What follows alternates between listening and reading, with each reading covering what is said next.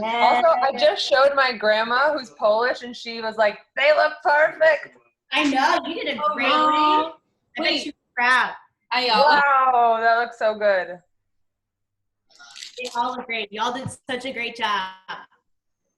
Was that Grandma Ayala? Yeah. You want her to say hello? You could say hello to Grandma Ayala. Yeah, Grandma Ayala. Oh, hi. Ela veio, no? Bom dia. Hello, beautiful cooking club. Okay, bye. You're beautiful. Oh, Oh my gosh. The sweetest. Pierogi.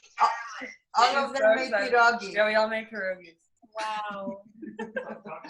Sweetest. Okay. So now that we've had our celebrity appearance, we're ready to start. I was trying to convince my my mom to make an appearance on this, but she was not interested in the Zoom. Oh. She's like, I'll have to put on a full face of makeup. Oh, Mom. Like, no one's to me wearing a full face of makeup, Mom. She's like, I just can't do it. She's like, I have to do my hair. I was like, oh my gosh, Mom. Wow. All right, so I guess just let me know when you guys are ready. I'm ready. How do we cook these? You're about to find out. That's a great question. Teacher, and you're like, great question. Hold that to the end.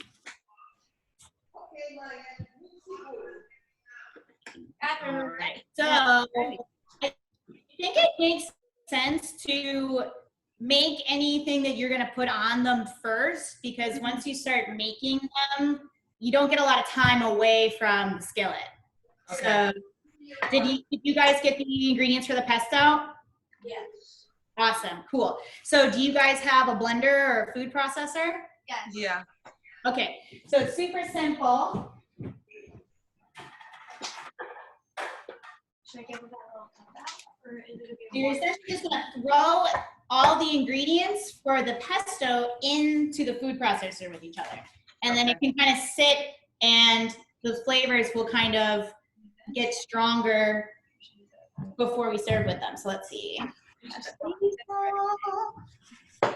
This cooking show has taken me places I never thought. Same. Like, Good. Talking about double frying chicken the other day. I know. Guys. Like Kathy asked me last week, like, are you gonna make the pierogi yourself? And I'm like, I don't think, like, I don't know, like, I don't know how to work with dough. Like, pastries just kind of intimidate me. But then I couldn't find frozen ones, and I did it. And look at you now. look at me now. It's really easy. Super easy. Okay, So you put all of the ingredients, you say, in the... yes, all the pesto ingredients you can just put right inside your processor. So you want to slice up your garlic. Do I have to slice up the garlic, or can I put it in whole? Put it in. It may not grind as finely as you slice it up, but you could definitely put it in. It'll still taste garlicky. Do you put the stems in? Yes. Oh, okay, cool. Oh. Yes. So there's like some agreement in the world between Western and Eastern Europe about whether you put the stems of herbs in, and all Slavic dishes put the stems in. Cool. Because the flavor is strongest there. But only if you chop it up. The texture's a little bit weird. Oh, right. So Catherine, do you have any tips? Are containers small? Yeah, we should do. Should we do it all at once, or? I think. No, you could try doing it. You could try doing it like half and half, but I've never had a problem just filling my container all the way up and then doing it. So maybe try it out and start it. So it's definitely a small guy. Small but mighty. I think I've done stuff separate sometimes, but.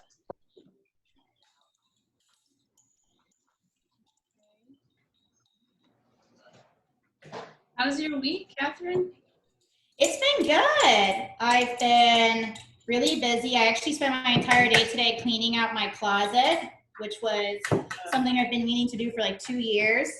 It was a dark journey. It was kind of like Lord of the Rings, so from the beginning to the end. Is it a clothing closet or a regular closet? This is the closet that's in my TV room that has clothing, but it also has all of my shoes and costume stuff. Wow. Oh, wait a So- second. Should I go like to your sidewalk right now? Oh no, it's sitting on my porch. I figured people I know might want to look through it. They're gonna wash it and stuff, but I had to get rid of so much stuff. I had so many weird tiny pieces of fabric that I convinced myself I was gonna use for a costume one day. And so for the salt, you can just kind of salt to taste if you want. I usually put in maybe like half a teaspoon and then pulse it and then kind of just like keep tasting it to see if it's salty enough. I tend to like things like really salty.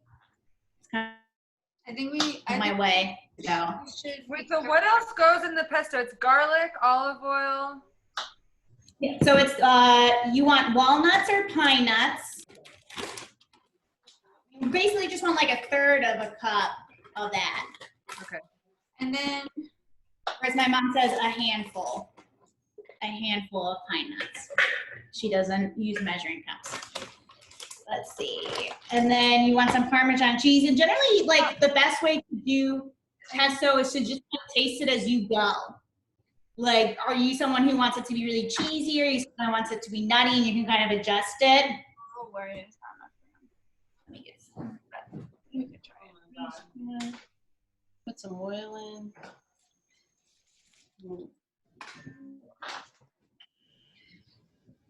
If y'all have nice olive oil, I don't know if you have 2 different types of olive oil, but if you did, I would use the nice olive oil for this. One day I'm gonna get some. Next time I'm at the store, I think I gotta get some. Costco olive oil, man. That's That Costco. Costco olive oil wins so many olive oil tests. It's considered to be one of the best olive oils you can buy. Isn't that crazy? Is that Costco? You can also get a huge bag of Oh, pesto for very cheap. this is like from, I don't know. I got this from Stein's. Oh, nice. Very fancy. Let's see. All right, so I'm putting in You wanna the walnut, the garlic, the salt, a little bit of red pepper, some Parmesan cheese. How much cheese? Yeah, how much cheese do you put in? I'm not gonna put in a super lot just because these pierogies have cheese inside of them. It's more to just kind of give the flavor of the pesto a little bit of depth. There is so much cheese in the pierogies. There's a lot, yeah, exactly. It's like you have enough cheese. It's Yeah. just, I almost put like maybe like a teaspoon of Parmesan cheese in it. And the olive oil, beautiful. All right, so I'm gonna go test this out, try to get it to where I like it. Put a tiny salt. Did you put some already?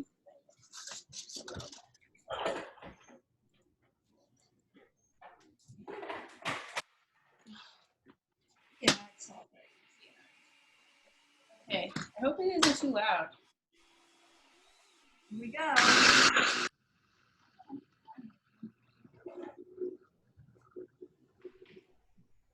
So if you have, Camila, I don't know if you have a really big food processor, but if you do, it helps to kind of like push down the stuff on the sides because it kind of fries up the sides. And then like put a little bit of olive oil at a time. I'll mute us while I process. There you go. Oh yeah, I should probably do that too.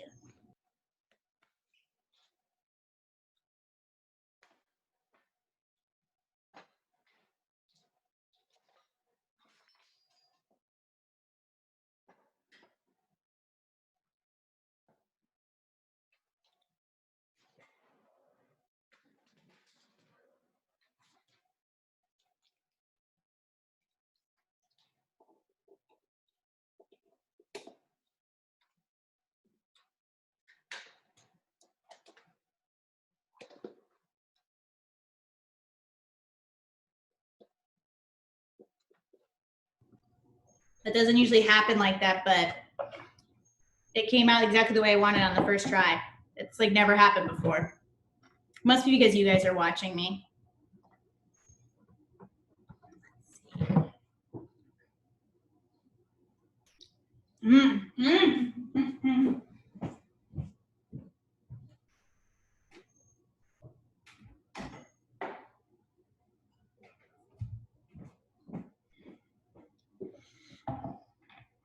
Catherine, it Yeah? looks great.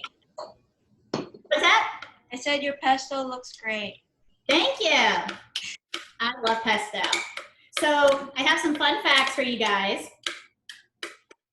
that I got my mom to tell me since she wouldn't go on the Zoom. So there's two legends of the origins of pierogies. The first legend is that Marco Polo, when he went to China, came back to Italy and said, they're doing this thing where they're putting stuff inside of stuff. You gotta do it. And then that became ravioli. And then when Italian traders went to Eastern Europe, they brought it with them, and that became pierogi. So that's one legend, which is probably closer to the truth. And then there's the kind of like Polish version, which kind of just like erases the idea that anyone else could have come up with the pierogies, where they think that Saint Haggison made them like with magic from God. Like that the Poles were being invaded by Turkey and they were starving. And then he went into the field and he turned all of the food in the field into pierogies all over the ground.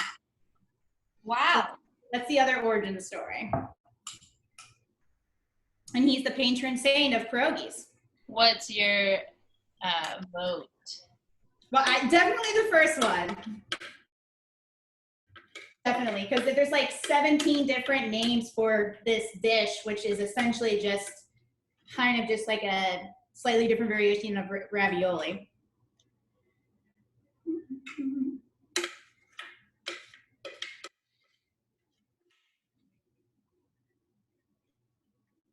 Oh yeah. So I'm going to kind of put mine all in a little bowl, and I'm gonna let it. Mine's a little bit more viscous than I want it to be, so I'm just gonna put like a teeny bit of olive oil in it and spin it around, just because you want it to be smearable. You want to be able to smear it on the side or on top of your pierogies. And then once that happens, I'm gonna kind of mix it all together, and I'm gonna pack it down like with the top of my spoon like this. And then I'm gonna put in the fish. And basically that just gives it time to like have all the flavors mingle together and be a more cohesive pesto flavor instead of the individual flavors. Harley! Harley like the pierogi. mixing spoon. Oh, sorry. It's okay, I ate like half the filling that was left over. I do need the spoon though. This is Can how you- I assist. Can you grab a different one? Whew, that was delicious. Okay.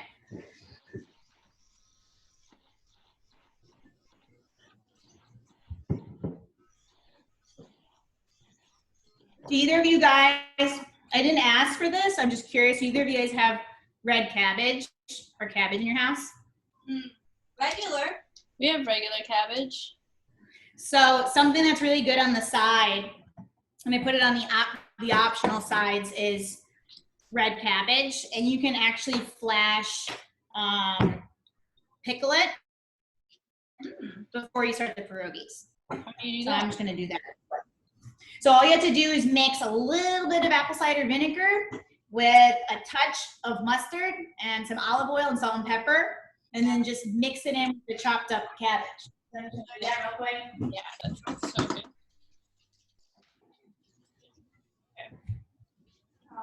Apple cider vinegar. Cabbage. I used to make this for my friend Cassie. I think you guys all know Cassie. He used to call this poop salad.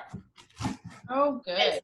Because it's like, if you ever having any issues, you eat this, and within like the rest of the day, you are feeling on top of the world. Good to know. All right. So Wait, you said apple cider vinegar, mustard. Apple cider vinegar. Yes, mustard, olive oil, and salt and pepper. And you can just do that to taste. If you're more of a cider person, you can make it stronger on the cider. You can do more of the mustard. And you just mix it with your hands. Okay, I've made the pesto. Oh, looks beautiful. How's it taste? Oh, let me try it.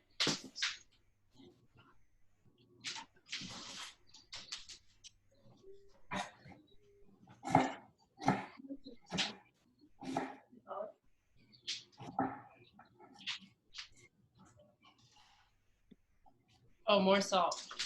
I'm glad we took it easy on the salt just for tasty, but Yeah, it's with the salt as you go, unless you're someone who really, really likes salt and is willing to take the risk.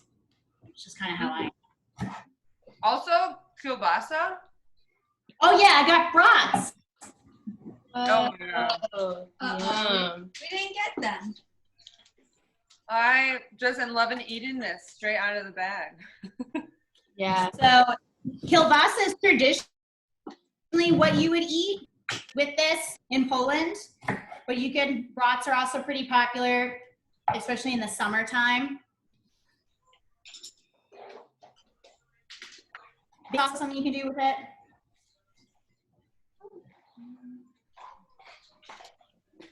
Okay. I think the pesto is ready. How Fun does fact, the word pierogi means pie, Oh, but like in a little childlike pie. baby pie. baby pie? A little tiny pie, yeah. It's a pie for a child is what I like to imagine it is. Just like a little child would be like, it's such a big pie. Whoa, Camila, that knife is so big.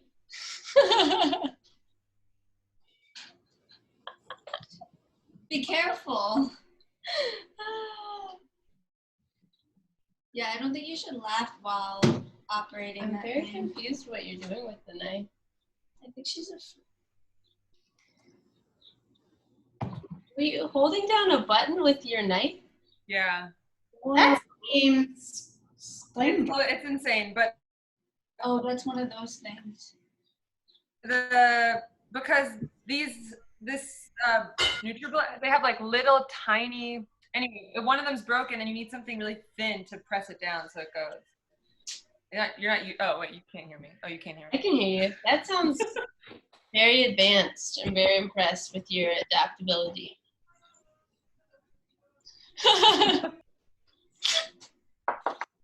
So hardcore.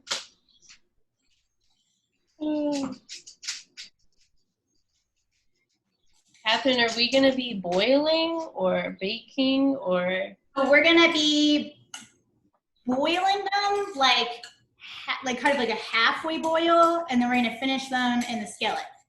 Wow. So you can get out like a big pan.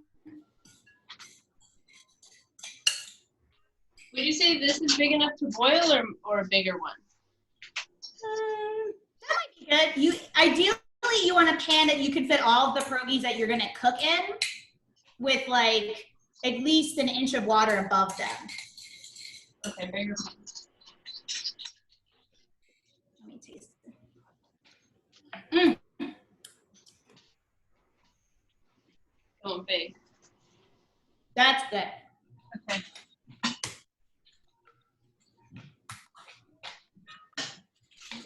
Salt in here.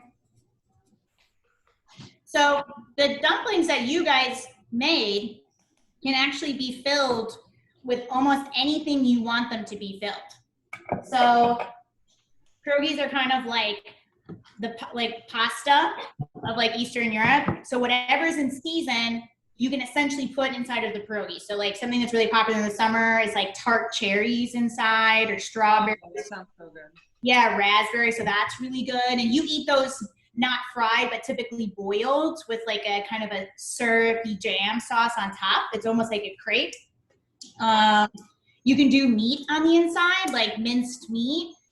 I've never really heard of it done with fish, so I don't think that that's a thing. But you can cook, you can serve it with a side of like pickled herring or any sort of like pickled fish that you like. So that's pretty good.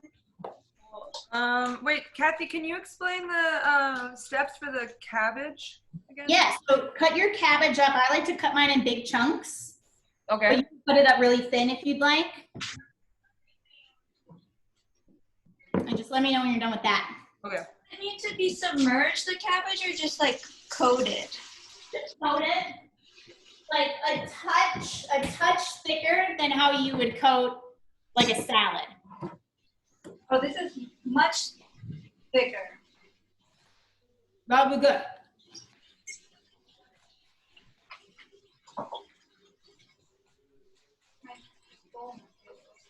Mm-mm-mm.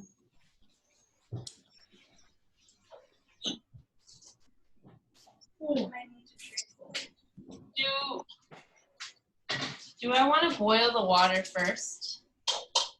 So we're going to actually put all the pierogies in the pot and bring them to a boil from them being pulled. That's typically something you want to do because with potatoes, they're so dense that sometimes the water, in the boiling water, will cook the outside of the pierogi, but then the interior will still be frozen. These are probably not frozen hard, but like when you make mashed potatoes and you bring it to a boil with the potatoes in it, it's kind of like the same thing. Oh no, were we supposed to freeze them? I only put them in the fridge. Oh, Yeah, I have mine in the fridge, but you can freeze these. And like if you froze these, they are good for like up to 3 or 4 months. Oh, okay. Oh, So like typically in Poland, they have a lot of laws against using GMO foods and like using chemicals. So what people typically do is you make giant groups of these for whatever in season at that time, and then you just freeze them and hold on to them. Or you go get them from the store and then you just can cook them all year long. cool. Because they have like very severe like seasons, like seasonal harvest changes there. There's like a good 2 months where you just literally can't eat anything besides beets, cabbage, and salted meat. Wow. Wow. I love salted meat. I do too, but it's, 3 months of it is tough, Yeah. When you like can't find greens or kale or anything like that, and you're like, oh wow. Rough. Okay, so apple cider vinegar, mustard. Yeah, like a little, that's probably enough mustard, that's perfect. You can be generous with the apple cider vinegar and then just put a little bit of olive oil in it. Salt and pepper, and then you can just mix it with your hands. We got it going.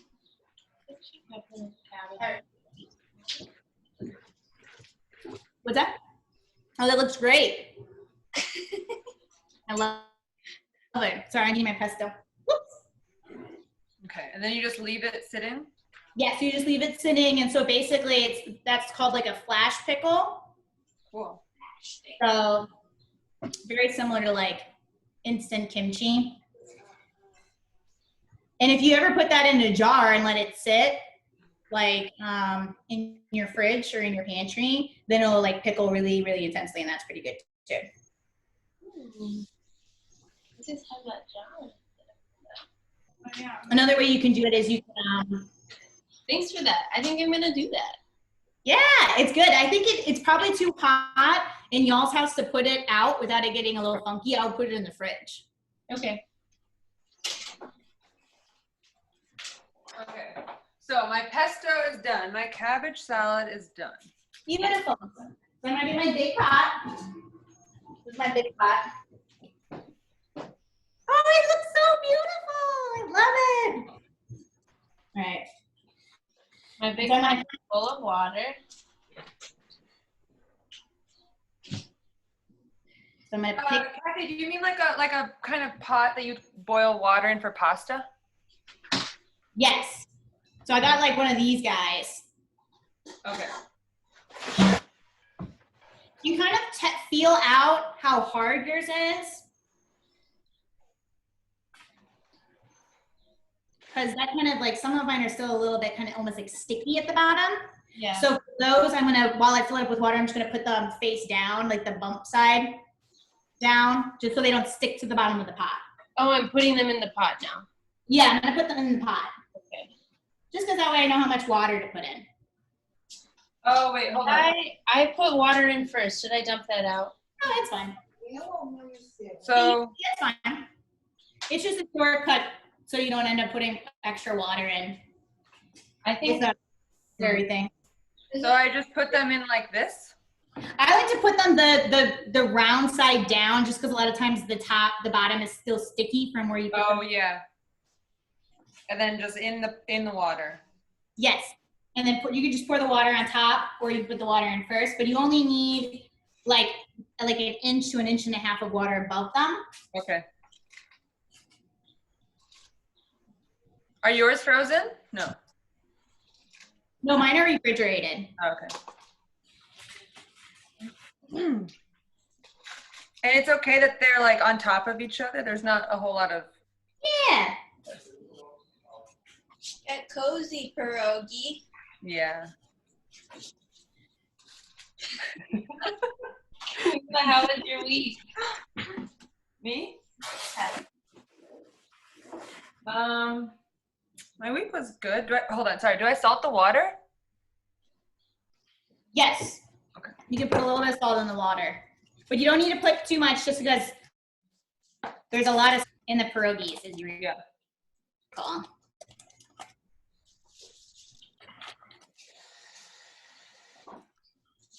Okay. All right. I think so. Now I put it on the flame. Yeah, but hold off on setting the flame for a second.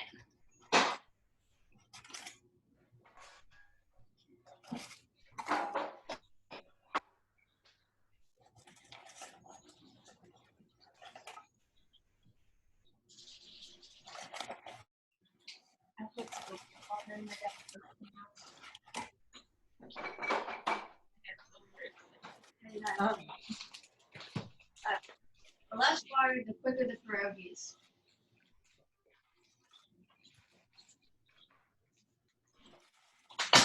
Okay. Did you use that already? Yeah. Okay. Anyone that might watch this one day, don't do what I did and put the water in first, because you'll probably put too much water in and have to do what I'm doing now, which is taking the water out. Me and the pierogies have really been a good lesson in not getting too excited.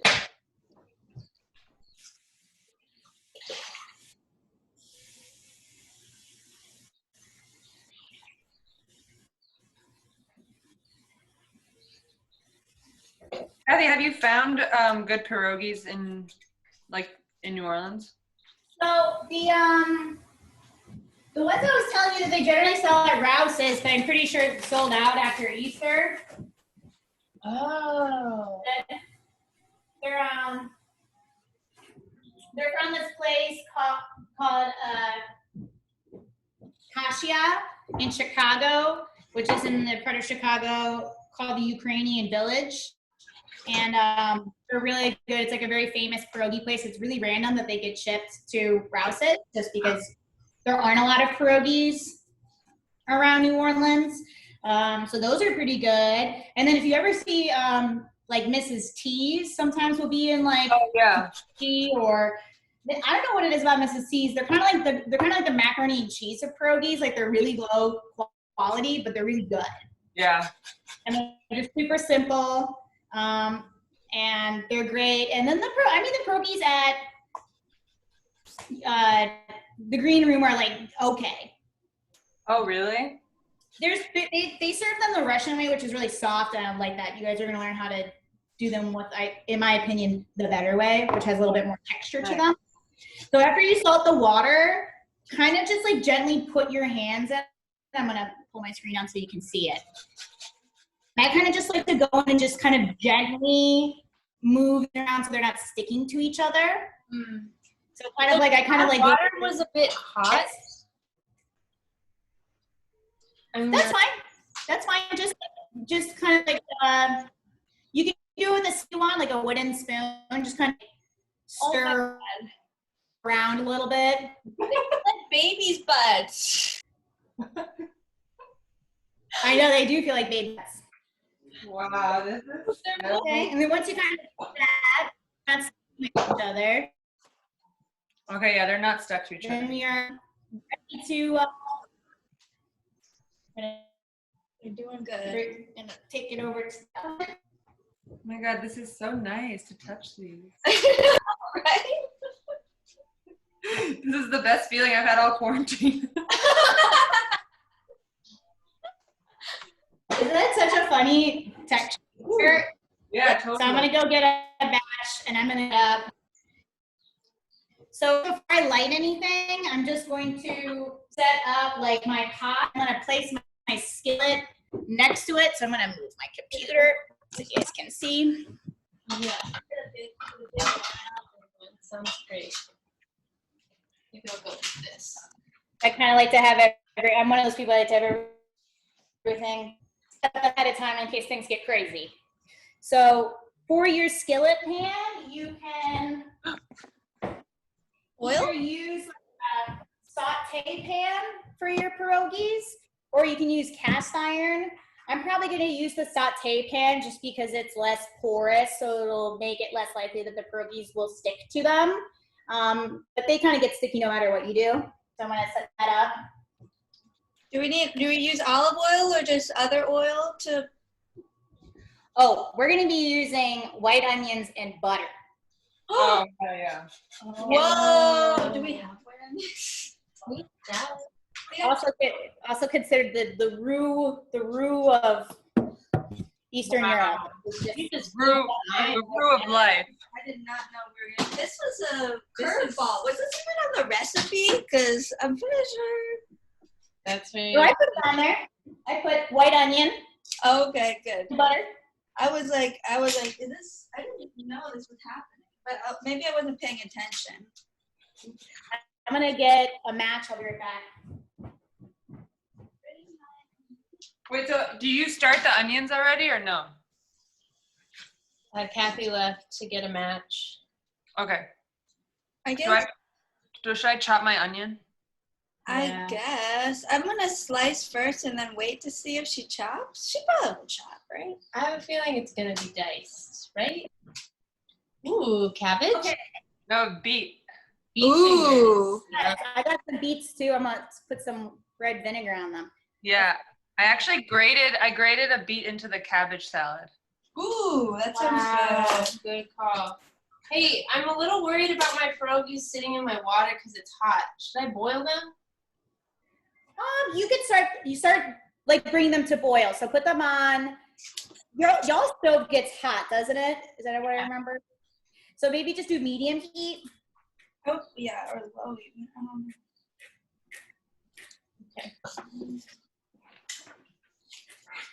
Oh, when you were gone, Kathy, we were curious. Yes. The shape of these cut onions. Oh, yeah. So let's do that.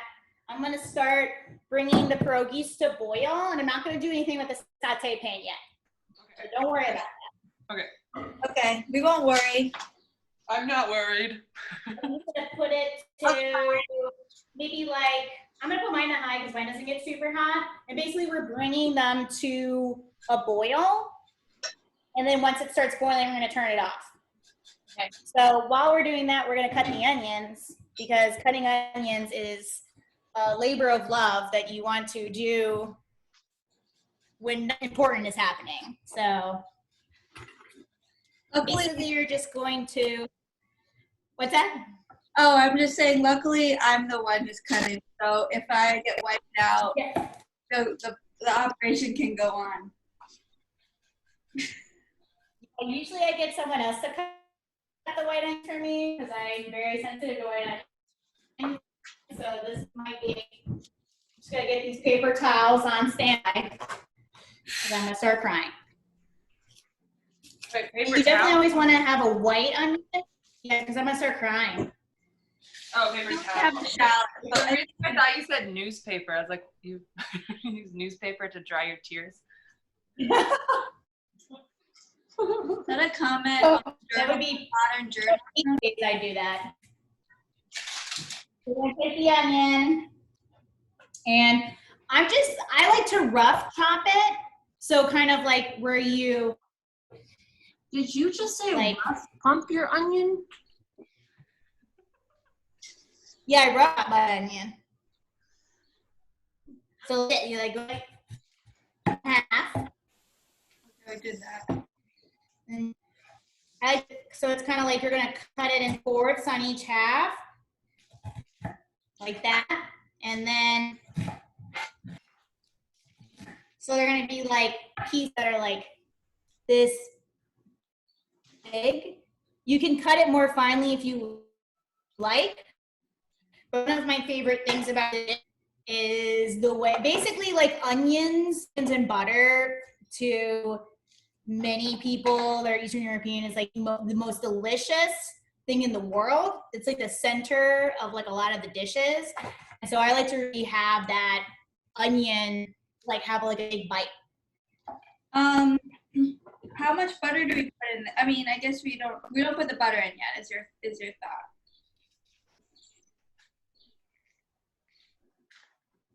Uh-oh. I don't think she put in the butter.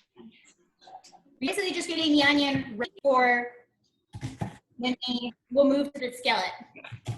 Gives you some time to wipe your tears and clean your hands before anything great happens. Because you definitely don't want your pierogies to start boiling over while you're crying from the onions, which has happened to me multiple times.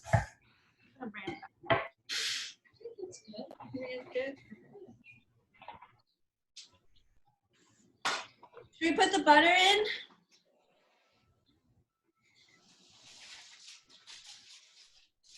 No reply. I think your internet is a little. All right. Okay. You put butter in, Harley? I don't know. I'm waiting for the cue. Yeah, hold off on the butter. Are you gonna use the oven to kind of put the bread in there? No, hear me? Yes, yeah. Oh, yes, we can hear you. I know. Hello? Okay, good. Sorry, I cut out for a second. Let me make sure this is on the good internet. Okay, yeah, you don't have to do anything with the butter or the onions yet. Just put it to the side. How are these guys looking? I turned the fire up because it was Not boiling. nothing was happening. It is still a lot of water, even though there's less water. So it's a big pot. Right. So it's gonna might take a little second.